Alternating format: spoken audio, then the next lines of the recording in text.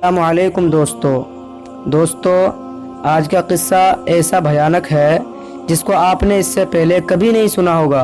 दोस्तों, असल में हुआ ये था कि एक बहुत ही खूबसूरत हसीन व जमील लड़की जब अकेली एक कश्ती पर सवार हुई तो उसके पीछे एक ऐसे जालिम आदमी लग गया और मौका पाकर उस जालिम ने उसके साथ ऐसा बुरा और गंदा काम किया जिसको सुनकर आपके रोंगटे खड़े हो जाएंगे।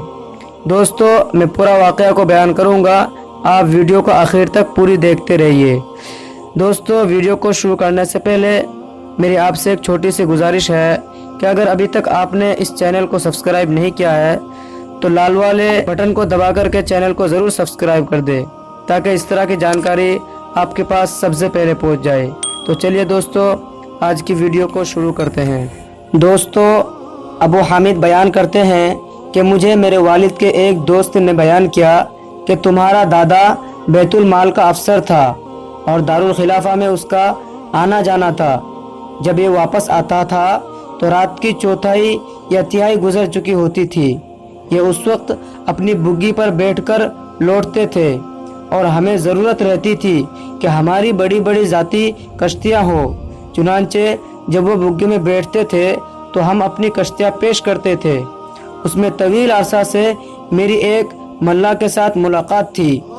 चुनांचे एक रात ऐसी आई जिसमें तुम्हारे दादा के साथ निकला और अपने मल्ला को तलाश किया तो मुझे ना मिला। तो तुम्हारे दादा के बाद साथियों ने मुझे अपनी कश्ती में सवार कर लिया। जब सुबह हुई तो भी मुझे उस मल्ला की कुछ खबर ना हुई और इस तरह से कई साल गुजर गए। जब कई साल गुजर गए तो मैंने उसको टेलसान के इलाका करख में देखा। जूता जोड़ा और चादर पहने बड़े ताजिरों की शक्ल बनाए हुए था। मैंने पूछा, तुम फुला हो? जब उसने मुझे देखा तो घबरा गया। मैंने कहा, तू बर्बाद हो जाए, किस्सा क्या है? उसने कहा, बेहतर है। मैंने पूछा, ये शक्ल व अंदाज कैसा है? कहा, मैंने मल्ला ही छोड़कर तिजारत शुरू कर दी है। मैंने पूछा, तुम्हें तिजारत के लिए रकम कहाँ से मिली? उसने कोशिश की कि टाल मटोल कर जाए। मैंने कहा, मेरे सामने कुछ खींचातानी मत करो, खुदा की कसम जब तक तुम मुझे नहीं बताओगे मैं तुम्हें नहीं छोड़ूंगा।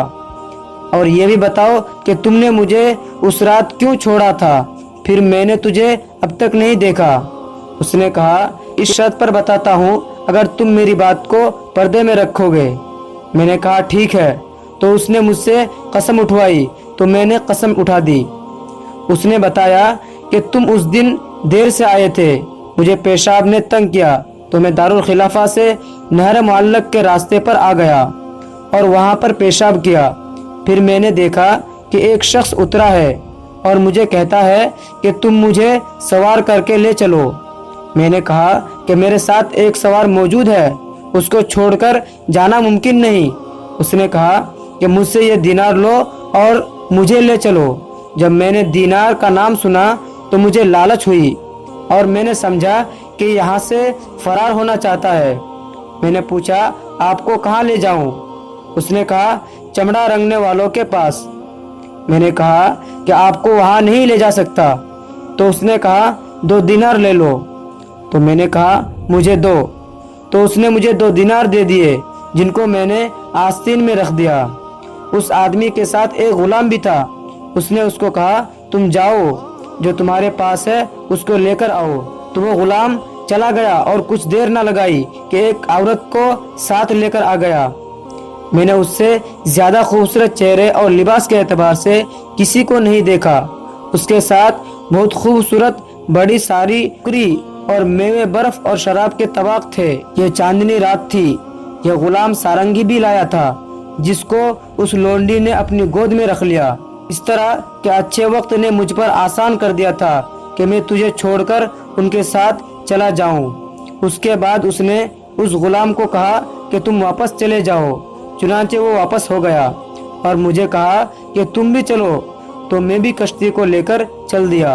उस लोंडी ने अपना चेहरे से पर्दा हटा दिया और ये 14वीं के चांद से भी काफी ज्यादा हसीन थी। चुनांचे जब मैं चमड़ा रंगने वालों के करीब पहुंचा तो उसने अपनी तलवार नायाम से निकाली اور مجھے کہا جہاں میں کہتا ہوں تم وہاں چلے جاؤ ورنہ میں تمہاری گردن مار دوں گا۔ میں نے کہا آپ کو اس کی ضرورت نہیں، آپ جہاں حکم کریں گے میں وہاں جانے کو تیار ہوں۔ تو اس نے اس عورت سے کہا تم کچھ کھاؤ گی؟ اس نے کہا ہاں۔ تو اس نے جو کچھ ٹوکری میں تھا اس سے نکالا تو وہ بہت پاکیزہ کھانا تھا۔ چنانچہ ان دونوں نے کھانا کھایا اور ٹوکری میری طرف پھینک دی۔ پھر اس لونڈی نے بانسری اٹھائی اور بہت خوبصورت آواز میں گانا گایا۔ پھر اس نے مجھے کہا اے ملا، اگر مجھے تمہارے نشے میں آنے کا ڈر نہ ہوتا تو میں تمہیں بھی شراب پلاتا۔ میں نے کہا اے استاد، میں 20 رطل پی جاتا ہوں مگر پھر بھی نشہ نہیں آتا۔ تو اس نے مجھے ایک برتن دیا جس میں 5 رطل شراب ہوگی۔ اس نے کہا پیو، یہ سب تمہارا ہے۔ تو میں اس کے گانے کے ساتھ ساتھ پیتا رہا اور وہ بھی پیتے رہے یہاں تک کہ وہ اس کے قریب ہوا۔ اس کو بہت دیر بوس و کنار کیا اور خواہش تیز ہوئی تو وہ میرے سامنے اس کے پاس گیا اور پھر اس نے ایسا کئی بار کیا۔ پھر مست مخور ہوا، پھر کہا اے فلانی، تو نے میرے عہد و پیمان کی خیانت کی ہے اور فلاں کے پاس گئی ہے اور اس نے ایسا ایسا کیا ہے۔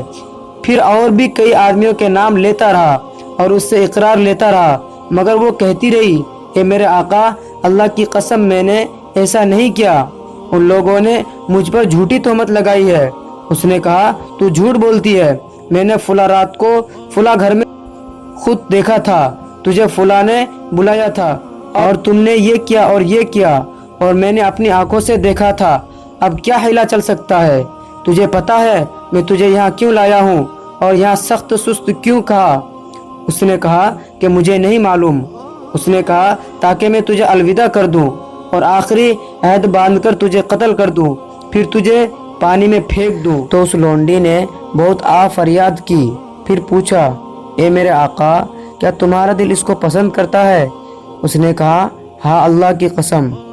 پھر وہ اس کے قریب گیا اور اس کا آزار بند نکال کر اس کو باندھا۔ تو میں نے کہا اے میرے آقا، اللہ سے ڈرو، ایسے شان و شوکت والے چہرے سے تم تو اس سے محبت کرتے ہو اور پھر یہ ستم کیوں کر رہے ہو؟ تو اس نے کہا اللہ کی قسم میں اسی وقت تم سے ابتدا کرتا ہوں۔ پھر اس نے تلوار نکالی تو میں نے فریاد کی اور چپ ہو گیا۔ تو اس لونڈی کی طرف بڑھا اور اس کو ذبح کر دیا مگر اس کو پکڑے رکھا حتیٰ کہ اس کا خون بہہ گیا اور مر گئی۔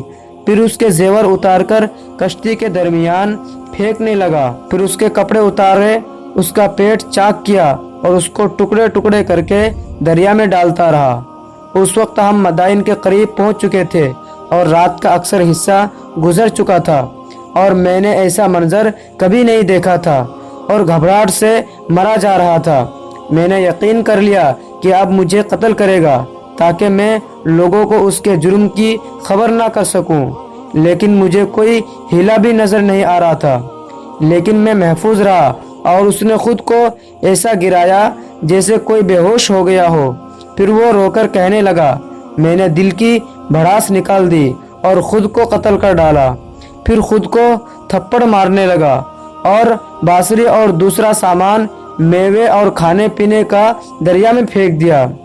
فجر طلوع ہو کر روشن ہو گئی اور ہمارے اور مدائن کے شہر کے درمیان صرف 4 کلومیٹر کا فاصلہ رہ گیا تھا۔ مجھے اس کے سامنے ہلا سوچا۔ میں نے اس کو کہا اے میرے آقا، صبح ہو چکی ہے، کیا آپ نماز نہیں پڑھیں گے؟ میں نے سوچا یہ تھا کہ یہ کنارے پر چڑھے تو میں کشتی کو بھگا کر اس کو اکیلا چھوڑ جاؤں۔ اس نے کہا ہاں مجھے کنارے پر چڑھا دو۔ تو میں نے کشتی کو کنارے پر لگایا اور اس کو باہر پھینکا، لیکن وہ کشتی سے جبھی ایک ہاتھ اونچا ہوا تھا کہ ایک درندہ نے اس کو دبوچ لیا۔ اللہ کی قسم میں نے اس کو درندہ کے منہ میں ایسے دیکھا جیسے تنور کے منہ میں چوہا۔ میں اس وقت سے دل کی خوشی کو نہیں بھول سکا جو مجھے اس وقت حاصل ہوئی تھی۔ چنانچہ میں نے کشتی کو روانہ کر دیا اور جب مدائن کو عبور کیا تو کنارے پر اترا اور تمام زیور جمع کیے اور ان کو کشتی کے طاقچے میں رکھ دیا اور کپڑوں کے بارے سوچ کر یہ کہا کہ ان پر جو خون کے اثرات ہیں ان کو دھو کر چھپا دوں گا، اور بصرہ میں رہنے لگا۔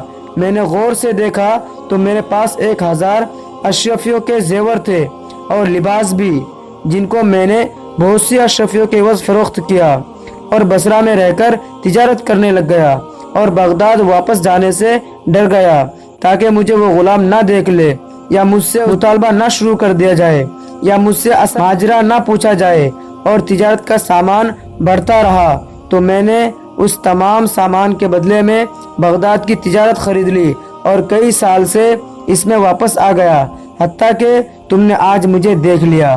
تو دوستو، ہمیں اس سے یہ سبق ملتا ہے کہ ہمیں کسی کے اوپر بھی ظلم زیادتی نہیں کرنی چاہیے، کیونکہ اللہ تبارک و تعالی ہر چیز کو دیکھتا ہے۔ دوستو، اگر ویڈیو اچھی لگی ہو تو ویڈیو کو لائک کرے اور چینل کو ضرور سبسکرائب کر لے، اور اس کو دوسرے تک شیئر کرنا نہ بھولے۔ چلیے دوستو، پھر ملتے ہیں ایک اگلے ویڈیو میں، تب تک کے لیے خدا حافظ۔